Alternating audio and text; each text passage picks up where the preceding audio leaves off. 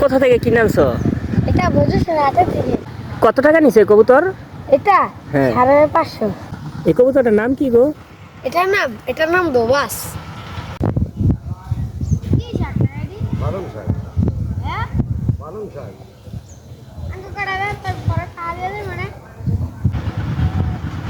চেহারাটা তো অনেক সুন্দর। আমার নাম রামি হোসেন রাফি। আমার বাসায় আছে 30 থেকে 40 জোড়া কবুতর। এগুলো হচ্ছে আমি শখে পালি, বুঝছেন? আর এগুলো পাইলা মানে লাভ কিরকম হয় তোমার? হয় বাচ্চা ফুটলে 10,000 20,000 এমন হয়। এটা কি পুরুষ না মহিলা এই কবুতরটা? এটা মারি।